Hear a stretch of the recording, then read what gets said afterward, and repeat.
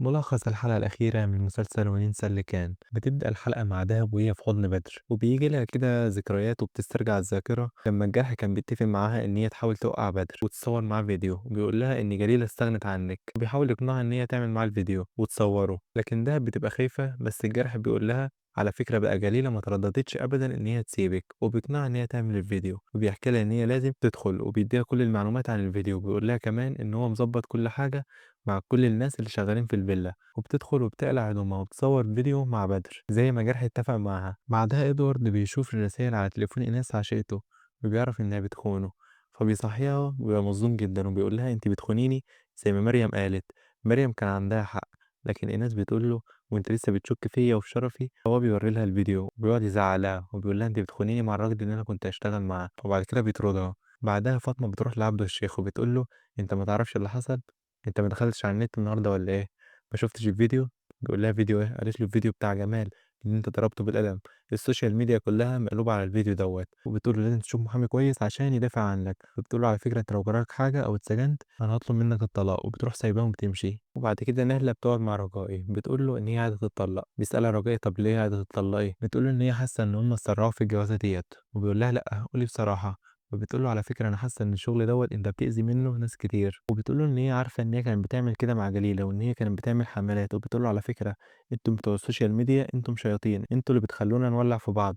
ويقول لها على فكره لو السوشيال ميديا ما كانتش موجوده انت ما كنتش هتبقى موجوده. فهي بتقول له ان هي مش عايزه تعمل الشغل ده تاني، وان هي مش عايزاه. وبتقول له ان احنا لازم نسيب الشغل بتاعنا للجمهور، والجمهور هو اللي يحكم. لكن فكره ان انا لما افتح السوشيال ميديا والاقي خبر وحش بحس ان انت اللي بتبقى ورا الموضوع دوت، انا مش عايز ابقى كده. وبتترجى ان هو يطلعها. بعد كده بدري بيروح يقعد مع يارا، بيقول لها اللي حصل بينه وبين جليله. يارا بتقول له انت شايف اللي حصل دوت صح؟ وبتقول له على فكره في فرق كبير جدا بينك وبينها. وبتقول له ان هي اسفه ان هي بتقول له الكلام دوت، لكن بدري بيقول لها ان هما بيحبوا بعض. وبيقول لها على فكره مامتك من منطقه شعبيه برضه، بس الحظ هو اللي وقف معاها وحظها كان حلو. بيقول لها ارجوك اديني فرصه، انا هدخل البطوله ديت وان شاء الله هكسب. بتقول له خلاص لما تنجح ساعتها احنا هنشوف.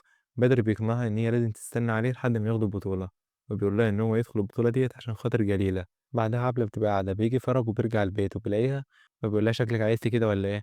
قالت له انت ناسي انا رافع عليك قضية. وبتقول له على فكرة انت لازم تطلقني بدل المحاكم ديت. بيقول لها ان هو مش هيطلقها، فبتسيبه وبتمشي، وبتقول له ما تناديش عليا، وبتطلب منه ان هو يسيب البيت. بعدها ياسين بيرجع البيت بيلاقي مراته بتلم هدومها، وبيسألها انت رايحة فين؟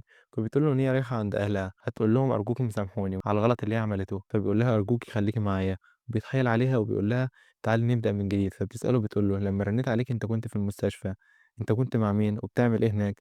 بيقول لها على فكرة في حاجات كتيرة جدا انت ما تعرفهاش عني. اول حاجة انا ما اسميش ياسين. وبيحكي لها عن كل حاجة وعن مقابلة أمه ليها. بعد كده الحكومة بتروح لعبد الشيخ علشان خاطر يقبضوا عليه. فرج بيعترف عليه من أول لحظة، وبتيجي فاطمة في الوقت دوت وبتقول له إن هي هتاخد بالها من المحل، وبيقول لها أنت مش كنت عايزة تطلقي ولا إيه؟ بتقول له لأ غيرت رأيي. وبتروح بتقعد على الكرسي وبتحس إن هي بقت مالكة كل حاجة في إيديها. بعدها بدري بيكون بيكتب رسائل حب لجليلة، وبتيجي جليلة في الوقت دوت وهي مصدومة وفي حالة صدمة، وبيسألها في إيه، وبيوري له الفيديو بتاعه مع دهب. وبيسألها بيقول لها أنت جبت الفيديو ده منين؟ بتقول له هي مشكلتك كلها أنا جبت الفيديو دوت منين؟ وبتقول له حبيبتك دهب بعتته لي. وبيقول لها على فكرة ما حصلش بيني وبينها أي حاجة. وجليلة بتسمعه صوته، وهو بيقول لها إن هو كان مستنيها لما توصل البيت تبقى تكلمه. جليلة بتبقى مصدومة جدا، وكمان بدر بيبقى مصدوم، بس بالعقل كده اكيد يعني واحده مكان جليله سامع فيديو صوت كمان، فلازم تعمل اللي هي بتعمله دوت. فجليله بتقول له ان هي مش عايزه تشوف وشه تاني، وهو بيقول لها ان في ناس عايزه تفرق بيني وبينك يا جليله، ما تديهمش الفرصه ديت. هي بتقول له مدام جليله، وبيقعد يقول لها ارجوك اسمعيني يا جليله. بتقول له انا اسمي مدام جليله من هنا ورايح، فاهم ولا لا؟ بتطلب منه ان هو يمشي، وبتقول له كده خلصت خلاص، وبتقول له يلا اطلع بره. بدري بيمشي من غير كلام. جليله بتقعد وهي مصدومه جدا، وبتقعد تعيط، وتبقى في حاله صدمه. وبعدها بتشوف الرسائل بتاع الحب اللي كان بيكتبها بدر لما كان بيكتبها بإيده، وبتقرأها وهو كان كاتب وبيحلف لها إن هو بيحبها. بعدها الجارية بتسترجع كل الذكريات وكل الأوقات اللي قضوها سوا، وهي كانت فرحانة قد إيه معاه. بعد كده بقى بدري بيجهز عشان خاطر يدخل البطولة بتاعته، وبيبعت رسالة لجالية بيقول لها على فكرة أنت وعدتيني إن أنت هتفضلي معايا على طول، وإن أنت مش هتسيبيني وهتفضلي في ظهري. وبيقول لها إن هو دخل الماتش دلوقتي من غير هدف، إن هو كان داخل البطولة أصلا وكان الهدف اللي في دماغه إن هو يكسب علشان خاطر جليلة. لكن دلوقتي لما جليلة استغنت عنه هو دلوقتي داخل الماتش من غير هدف، وبيقول لها انا عمري ما حبيت حد قد ما حبيتك. بعدها نهلة بتقعد مع جليلة وبتقول لها انت مش هتبداي تصوير ولا ايه؟ بتقول لها انا اسفه بسبب الفيديو اللي انتشر ليكي. جليلة بتقول لها ان هي مش عايزه تتكلم في الموضوع دوت، لكن نهلة بتفاجئها وبتقول لها ما تستسلميش يا جليلة. بتقول لها ان هي هنا بعد موت منى، ان هي اتغيرت جدا، وبتقول لها خلينا نشتغل بس ونستمتع بشغلنا، بلاش الحرب اللي حصلت بيننا ديّة، أنا خلاص تعبت من كتر الحاجات ديّة." وبتقول لها إن هي سمعت إن هي اتجوّزت من راجل، لكنها لا بتقول لها إن هي مش عارفة ليه هي اتجوّزته، وقد إيه إن هو كان كل سبب المشاكل اللي حصلت بينهم، وإن هي دلوقتي ماشية في إجراءات الطلاق. جلّية بتبقى فرحانة جدًا بالكلام بتاع نهلة. نهلة بتقول لها: "على فكرة لو أنتِ حبيتِ بدر، لو أنتِ حبيتيه وهو راجل كويس أرجوكِ ما تتخلّيش عنه. إحنا قليل جدًا يا جليلة لمّا نلاقي حد كويس في حياتنا ونلاقيه بيحبنا." جليلة بتقول لها إن هي مبسوطة جدًا بمقابلتها، وبتقول لها: "على فكرة كلامِك دوّة غيّر فيّا حاجات كتيرة جدًا." ونهلة بتقول لها: "إحنا ممكن نبقى أصحاب وخلّينا ننسى اللي كان." وبتحضنها وبتقول لها إن هي مبسوطة جدًا وإن هي هتستنى إن هي تقابلها على طول. وبتفضل جليلة واقفة في الوقت دوّة وبتيجي عليها هبة، بتقول لها: "إزاي يا جليلة، إزاي يا جليلة واحدة زيِّك ما خدتش بالها إن كل اللي حصل دوّة كان صوته AI." وبتقول لها: "على فكرة ده مش صوت بدر، أنا سمعت صوت كويس جدًا." هبة بتقول لها إن هي فرّغت الكاميرات بتاعة اليوم دوّة وعايزاها تقعد تتفرّج على الكاميرات، وبيحاولوا يقنعوها إن بدر شخص كويس وإن هو ما عملش أي حاجة من اللي هي مفكّراها فيه. وجليلة بتفضل تفكّر. بعدها بدر بيلعب نهائي البطولة، وبييجي ياسين وأبوه وعبلة والكل علشان خاطر يشجعه. بدر بيدخل الجولة من غير أي هدف، وفي لحظة كان خلاص هيخسر، لكن جليلة تيجي بسرعة هي والكل عشان خاطر يشجعوه. بتفضل جليلة تشجعه لحد ما بدر يفوز بالبطولة. يارا بتبقى مبسوطة جدًا وسعيدة بالفوز بتاع بدر، وبتحضن أمها وبيبقوا فرحانين. وبتطلع جليلة تجري على بدر وبتحضنه قدام الكل، وبدر بيبقى مشهور.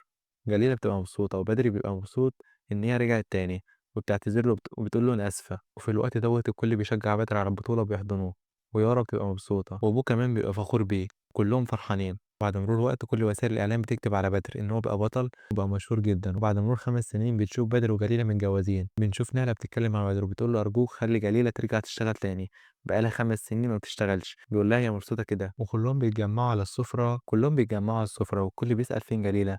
بدر بيقول له إن هو هيروح عشان ينده لها، وبتيجي جليلة. بدر بيقول لها: "كنت فين؟" بتقول له: "وحشتك." قال لها: "أكيد."